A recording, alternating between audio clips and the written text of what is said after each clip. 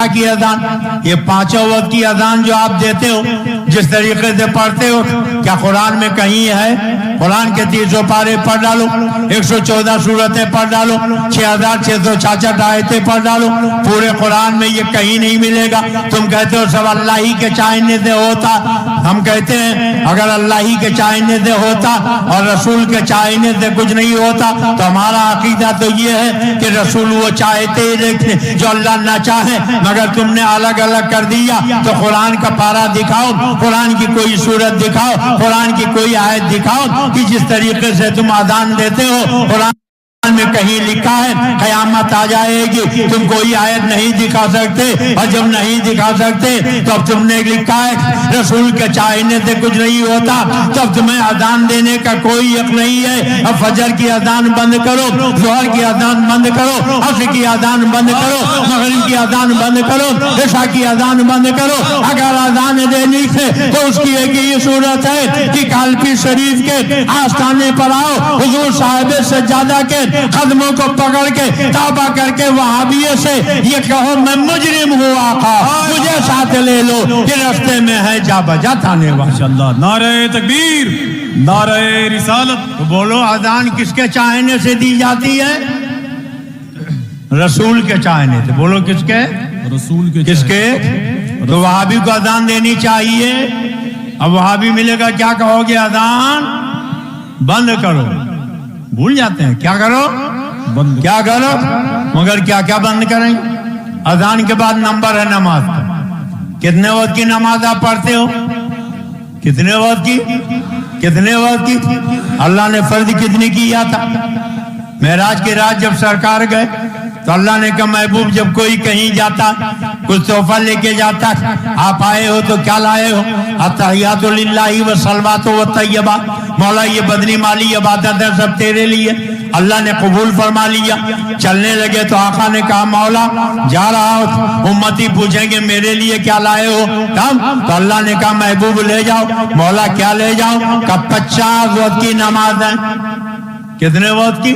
4 وقت تھوک میں اکٹھے ہی اللہ نے کتنے وقت کی دے دیا؟ کتنے وقت کی؟ اور سرکار لے کے آ گئے۔ اب سرکار لے کے آ گئے تو حضرت موسیٰ ملے، انہوں نے پوچھا حضور امت کے لیے کیا ملا؟ کہا 50 وقت کی نماز ہے۔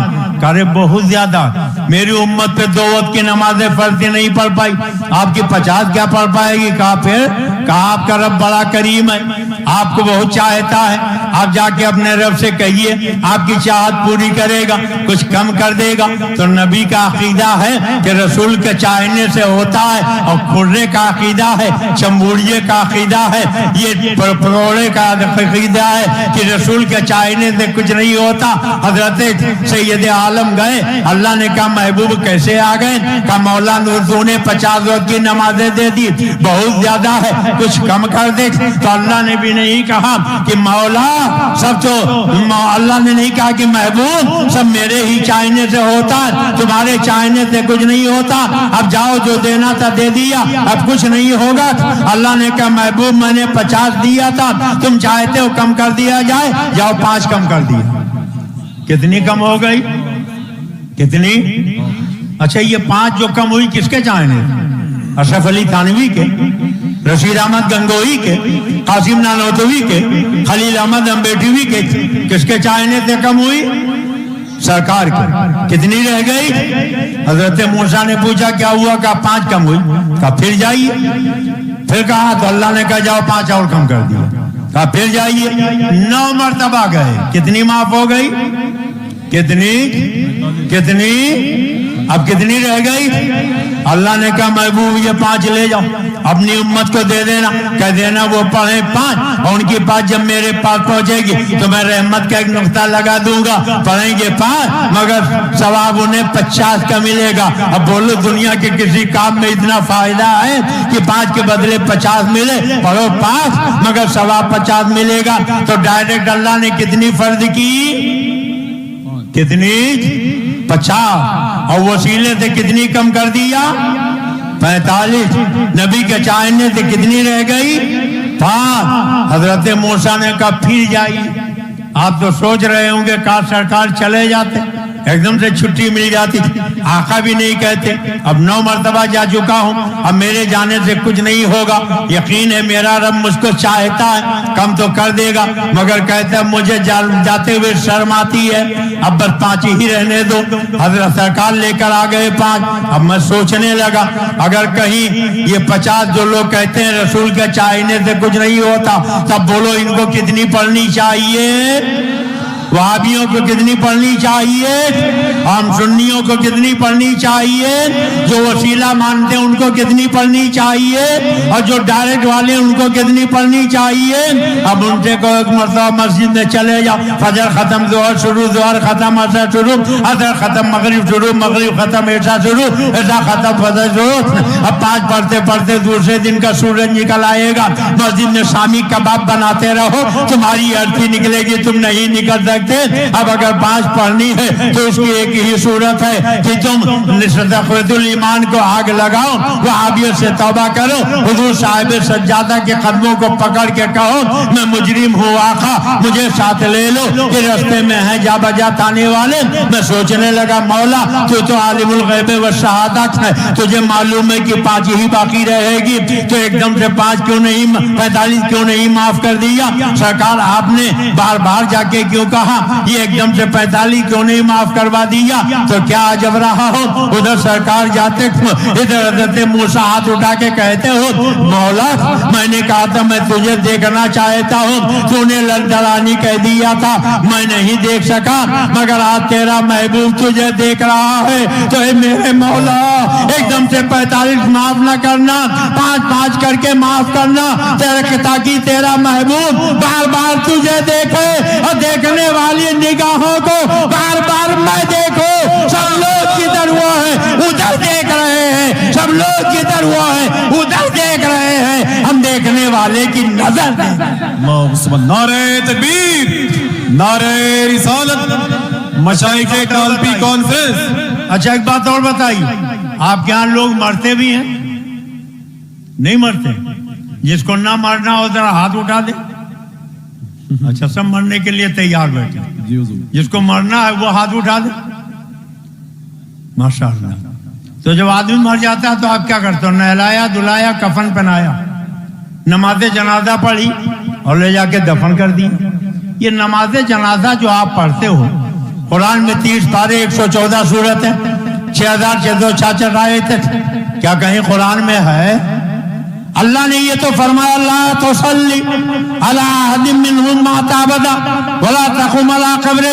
یہ بے ایمان نبی کے دشمن مر جائیں تو ان کی نماز جنازہ مت پڑھنا, ان کی قبر پہ کھڑے مت ہونا, مگر کہیں وضاحت کے ساتھ نماز جنازہ پڑھنے کا حکم نہیں دیا. اور تم کہتے ہو سب اللہ ہی کے چاہنے سے ہوتا ہے, رسول کے چاہنے سے کچھ نہیں ہوتا, تو نماز جنازہ کا حکم میرے رسول نے دیا ہے. اب تمہارے یہاں کوئی مر جائے تو ڈگی پہ لٹاؤ, رسی سے کسو اور لے جا کے جمنا میں تیرا دو. اگر نماز جنازہ پڑھنی ہے تو اس کی یہی صورت ہے, سرکار غیاث ملت کے قدموں کو پکڑ کے اپنی وہابیت سے توبہ کرو اور کہے میں مجرم ہوں آقا مجھے ساتھ لے لو, کہ رستے میں ہے جا بجا تھانے والے.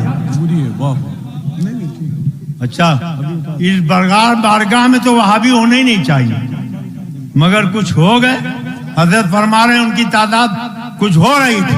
اگر اجازت دیجیے کہ ایسی بات بتا دوں کہ وہ کل آپ کا سامنا نہ کر سکے. بولیے بتا دوں. جی جی جی. ہمارے ہندوستان میں ایک صوبہ ہے گجرات, وہاں ایک شہر ہے بڑودا. جامع مسجد میں مولوی صاحب پہنچ گئے, لوگوں نے کہا ربیع النور کا مہینہ چلیے آقا کی میلاد شریف پڑھ دیجئے. کہا قرآن میں دکھاؤ. کہاں لکھا؟ کہا 11ویں شریف کا مہینہ ہے, غوث پاک کی نیاز دے دیجئے. کہا قرآن میں دکھاؤ. کہاں لکھا؟ کہا محرم کا مہینہ ہے, سبیل کچڑے پر نیاز دے دیجئے. کہا قرآن میں دکھاؤ. کہاں لکھا ہے؟ کہا شعبان کا مہینہ ہے, حلوے پر فاتحہ دے دیجئے. کہا قرآن میں دکھاؤ. کہاں لکھا؟ ایک دن تو غضب ہو گیا, منبر پہ کھڑے ہو کے جامع مسجد کے کہنے لگے بھائیو اب تک میں نے وہی کیا جو قرآن میں لکھا ہوا دیکھا, آئندہ بھی وہی کروں گا جو قرآن میں لکھا ہوا دیکھوں گا, اس لیے قرآن سے ہٹ کے مجھ سے کچھ مطالبہ مت کیجئے گا. تو پورے بڑودا میں ان کا نام پڑ گیا مولوی قرآنی. کیا نام پڑ گیا؟ ارے بولو. کیا نام پڑ گیا؟ مولوی قرانی. ایک بیچارہ پڑھا تو کم تھا مگر حضور سرکار غیاث ملت کی تقریریں سن سن کڑھا بہت تھا. سنتے سنتے جب تنگ آ گیا تو ایک دن گھر گیا. کہا بیگم ایک بہت اچنبھے کی بات سنی ہے, اگر آپ اجازت دو تو میں آپ کو بتا دوں. تو عورتیں تو نئی نئی بات کی ٹوہ میں رہتی. کہا نیک کام میں دیری نہیں, جلدی بتائیے. کہا پہلے قسم کھاؤ کسی سے بتاؤ گی نہیں. انہوں نے قسم کھا لیا. کہا آپ بتائیے کیا بات؟ کہا اپنے جامع مسجد کے امام مولوی قرانی ہے نا. کہا تو کہا ان کا تو ختنہ ہی نہیں ہوا. ختنہ آپ جانتے ہو نہیں جانتے ہو؟ بہت عجیب بات. تو عورتوں کے پیٹ میں سب پچ جاتا مگر بات نہیں پچتی. اب پیٹ میں اٹھن ہونے لگی. وعدہ کر لیا تھا کسی سے بتاؤں گی نہیں مگر نقاب پہنا. کا 2 منٹ کی اجازت دے دیجیے. کہا اچھا جاؤ. پڑوسن کے یہاں گئی, دروازہ کھٹکھٹایا. کہا بہن خیریت تو ہے, صبح صبح کہاں آ گئی؟ کہا بہن بہت عجیب بات سنی ہے اور تصدیق کرنے آپ کے پاس آئی ہوں. آپ کے سوا خدا کی خدائی میں کوئی تصدیق کر بھی نہیں سکتا. کہا کیا بات؟ کہا پہلے قسم کھائیے کسی سے بتائیں گے. انہوں نے بھی قسم کھا لیا. کہا بتاؤ کیا بات؟ کہا اپنے جامع مسجد کے امام مولوی قرانی ہے نا. کہا تو کہا ہم نے سنا ان کا ختنہ نہیں ہوا. اب ان کے پیٹ میں بھی مروڑ شروع ہو گئی. وہ اپنے پڑوسن کے یہاں پہنچی.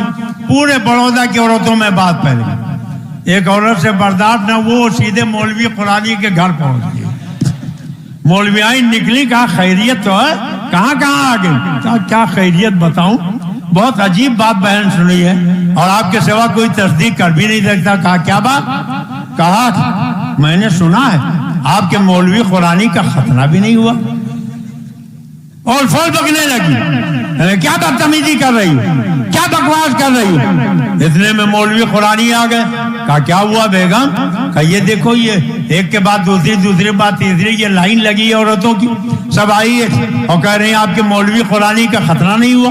کہنے لگے میرے والد نے گود میں لے کے میرا ختنہ کروایا, نانا نے پیسے بتاسے لوٹائے, پھوپھی نے پیسے نشاور کیے, کیسے تم نے کہہ دیا میرا ختنہ نہیں ہوا؟ کہا مولوی صاحب آپ ہی نے تو بڑودہ کی جامع مسجد میں کھڑے ہو کے اعلان کیا تھا, اب تک میں نے وہی کیا جو قرآن میں لکھا ہوا دیکھا, آئندہ بھی وہی کروں گا جو قرآن میں لکھا ہوا دیکھوں گا. میں نے گھر آ کے قرآن پاک اٹھایا, بسم اللہ کی باتیں لے کے والناس کے سین تک پڑھ ڈالا, 300 پارے پڑھ ڈالے, 114 سورتیں پڑھ ڈالی, 6666 آیتیں پڑھ ڈالی. پورے قرآن میں اللہ نے کہیں نہیں کہا کہ ختنہ کراؤ. تو میں سوچنے لگا اتنے بڑے مولانا ہو کر مسجد کے ممبر پہ جھوٹ تھوڑے بولیں گے, اس لیے اگر میں نے کہہ دیا کہ ختنہ نہیں کرایا تو غلط کیا کہا ہے. اب مولوی صاحب کہنے لگے بات سمجھ میں آ گئی, ان وہابیوں سے کہہ دو اگر تمہیں اپنے بچوں کا ختنہ کرانا ہے تو تقویت الایمان کو آگ لگاؤ, وہابیوں سے توبہ کرو,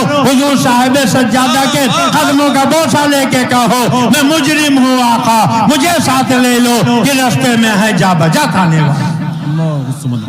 دیکھو یہی کتاب تقویت الایمان ہے, لکھا نبی مر کر مٹی میں مل گئے. اور زور سے بولو معاذ اللہ, نبی مر کر مٹی میں مل گئے. اب بولو یہ معمولی جھگڑا کہ بہت بڑا جھگڑا ہے؟ ٹائم بہت ہو رہا. حضرت مفتی صاحب کے اللہ تشریف فرما, بس ایک واقعہ اور سنا دوں. حضرت بھی گھڑی دیکھ رہے اور صاحب عرس کے تعلق سے کل آپ سنیں گے, ایمان تازہ ہوگا, عقیدہ نکلے گا. کہہ دیجئے انشاءاللہ. ارے زور سے بولو انشاءاللہ. قل کے معنی ہوتے ہیں کہو. کیا معنی ہوتے ہیں؟ آپ روزانہ آ کے کہیے یہ ان کی مرضی ہے, سنیں نہ سنیں, مگر جب قل کا وقت ہوتا تو وہ اپنے عقیدت مندوں سے خود ہی کہتے ہیں کہو, تمہیں جو کہنا ہو. آج تو میں تمہاری سننے ہی کے لیے بیٹھا ہوں. تو کل قل شلی سے پہلے آئیے. یہ کتاب ہے اشرف السوانے, ان کی جماعت کے بہت بڑے مولانا, اور ان کے یہاں کوئی چھوٹا ہوتے ہی نہیں, سب بڑے ہی ہوتے ہیں. کہنے لگے بہت بڑے مولانا, بہت بڑے مولانا. ہم نے کہا کتنے بڑے؟ کہا بہت بڑے مولانا.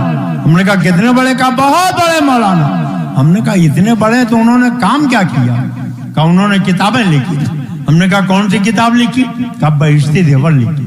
میں نے موٹی سی کتاب بہشتی زیور اٹھا کے دیکھا تو بسکٹ بنانے کی ترکیب، نان کھٹائی بنانے کی ترکیب، ڈبل روٹی بنانے کی ترکیب، کیک بنانے کی ترکیب، اسی میں اچار بنانے کی ترکیب، مربع بنانے کی ترکیب، مچھلی کا کانٹا گلانے کی ترکیب، کوفتہ بنانے کی ترکیب، قورمہ بنانے کی ترکیب. ایسا لگتا ہے کتاب کسی مفتی نے نہیں، کسی بھٹیارے نے لکھی. اگر بھول کے ایک آدھ مسئلہ لکھا بھی تو ایسا لکھا کہ اگر بیان کر دوں تو الٹی ہو جائے. تھانوی جی لکھتے ہیں اگر انگلی میں نجاست لگ جائے، بولو مسلمانوں، آپ کی انگلی میں نجاست لگ جائے تو کیا کرو گے؟ کیا کرو گے؟ دھولو گے، صاف کرو گے. مگر ان کے بڑے مولانا کیا کہتے ہیں؟ اگر انگلی میں نجاست لگ جائے 3 مرتبہ چاٹ لو. توبہ توبہ توبہ توبہ توبہ توبہ توبہ. کہتے ہیں 3 مرتبہ چاٹ لو پاک ہو جائے گی، مگر چاٹنا منع. تو منع تو بہت سی بات ہے. بائیں ہاتھ سے کھانا پینا منع، کھڑے ہو کے کھانا پینا منع، راہ چلتے ہوئے کھانا پینا منع، سڑک کے کنارے کھانا پینا منع. اللہ تعالیٰ ہمیں بچنے کی توفیق عطا فرمائے. تو ان کے یہاں نجاست چاٹنا گناہ نہیں، حرام نہیں، ناجائز نہیں، خالی منائی ہے. اور جب منائی ہے تو لوٹا بدنا لے کے جانے کی کیا ضرورت؟ اندر جاؤ اور پوچھ پوچھ کے چاٹ کر لیا کرو، پاک تو ہو ہی جائے گا. خدا جب دین لیتا ہے تو عقلیں سنو. ان کے وہی مولانا اشرف علی تھانوی، ان کے ایک دادا تھے جو کپڑے بیچا کرتے تھے. ایک مرتبہ جب وہ مر گئے تو انہیں لوگوں نے نہلایا دھلایا، کفن پہنایا، لے جا کے قبر میں دفن کر دیا. چلے آئے اور جب گھر آئے تختے برابر ہو گئے، سینکڑوں من مٹی لاد دی گئی. تو رات کا پچھلا پہر آیا تو تھانوی جی کے دادا قبر میں اٹھ کے کھڑے ہو گئے، تختے ہٹائے، مٹی کھودی اور قبر سے باہر نکل آئے. اپنے گھر پہنچے، دروازہ کھٹکھٹایا، بیگم نے دروازہ کھولا، تعجب میں پڑ گئی کہ انہیں تو دفنایا گیا تھا، یہ کیسے آ گئے؟ اب یہ نہیں لکھا کفن پہن کے آئے تھے کہ مادرداد برہنہ آئے تھے، یا آپ کی مرضی جو چاہے وہ سمجھ لے.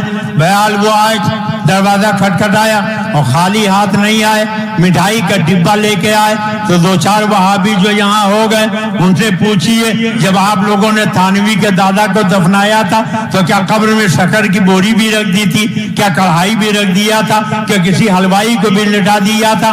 آخر ان کو مٹھائی کا ڈبہ کہاں سے مل گیا؟ وہ مٹھائی لے کر کیسے آئے اور خالی لائے نہیں؟ دیکھو لکھا ہے، اپنی بیگم سے کہا بیگم اگر کسی سے بتاؤ گے نہیں تو اسی طرح روزانہ آیا کریں گے اور روز مٹھائی کا ڈبہ لائیں گے. اب ظاہر ہے کبھی کالپی کا رسگلہ لائیں گے، کبھی اورئی کی گجیا لائیں گے، کبھی سنڈیلے کا لڈو لائیں گے، کبھی بدایوں کا پیڑا لائیں گے، آئٹم بدل بدل کے لائیں گے، کبھی چھینا کبھی کھویا لائیں گے. کہتے ہیں اگر بتاؤ گے نہیں تو روزانہ لے کے آیا کریں گے. مگر بیگم نے سوچا اگر بتایا تو لوگ پتہ نہیں کیا سوچ لیں، اس لیے کہ بہن کوئی غلط بات مت سوچنا، یہ تھانوی کے دادا ہیں جو روزانہ آتے تھے اور قبر میں نکل کے مٹھائی کا ڈبہ میرے کمرے تک پہنچا جاتے ہیں. اب میں پوچھنا چاہتا ہوں سارے وہابیوں سے، نبی کی بات آئی تو لکھا رسول کے چاہنے سے کچھ نہیں ہوتا.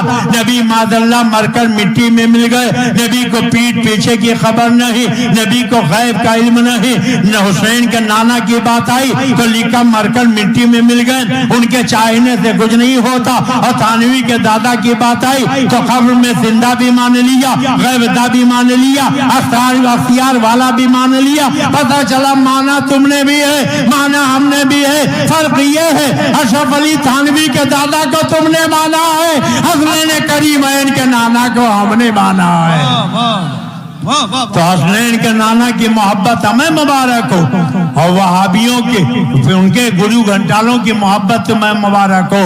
اے سرکار کالپی کے اس میں آنے والوں، آل رسول کے سامنے ایک مرتبہ پھر ذرا ہاتھ اٹھائیے، وہ ہاتھ اٹھائیے، سارے لوگ ہاتھ اٹھائیے اور وعدہ کیجئے کہ وہابی سے سلام نہیں کریں گے، سلام کا جواب رکھنے دیں گے، ان کے پیچھے نماز نہیں پڑھیں گے، ان کی نماز جنازہ نہیں پڑھیں گے، ان سے میل جول رہی رکھیں گے. एहसान मानो बरेली के ताजदार का, वरना हमारे भी पाइचे उटंगे हो गए होते, हमारी भी पेशानियां दागदार हो गई होती। नवाजी से इनायत है, करम है आला हजरत का। मेरे बड़े भाई अजीजम जावेद सल्लल्लाहु के वालिद हजरत अल्लामा सूफी अब्दुल वहीद साहब फरमाते हैं, नवाजी से इनायत है, करम है आला हजरत का। पिलाया जाम हमको मुस्तफा प्यारे के उल्फत का, पढ़ा खुतबा जमी पर सरवरे दी की अमामत का।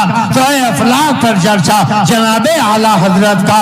और कौन आला हजरत, माना अरब ने तुझको ये गाना, गाया आजम ने तेरा तराना, माने तुझको सारा जमाना।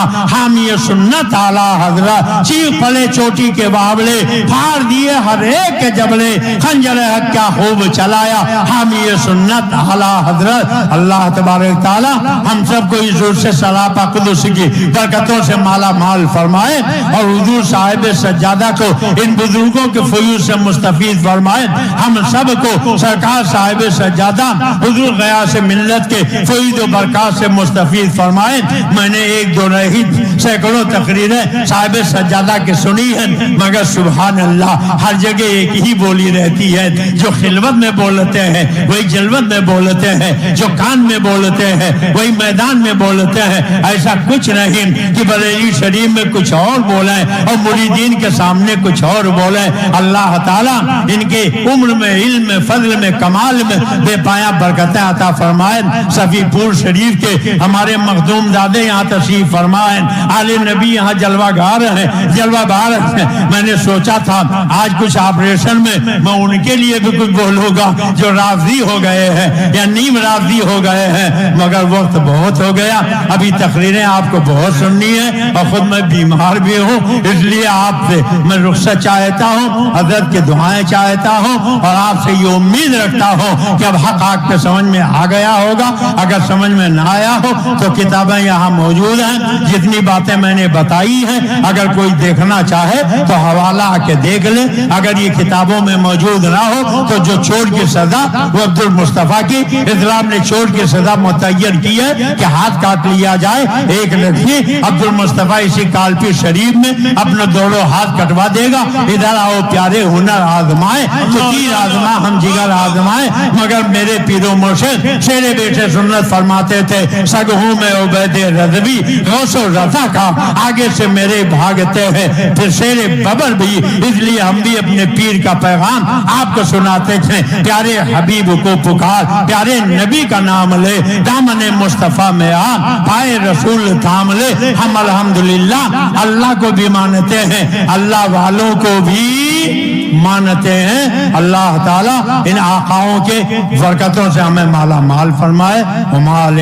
बला थोड़ा थोड़ा करके मैंने आपका बहुत वक्त ले लिया, आपको उठने नहीं दिया। मैं आप सबसे भी माफी चाहता हूँ, आप खुदा के लिए मुझे माफ फरमाएं और जो मेरे दिल का दर्द है खुदा करे वही आपके दिल का दर्द बन जाए।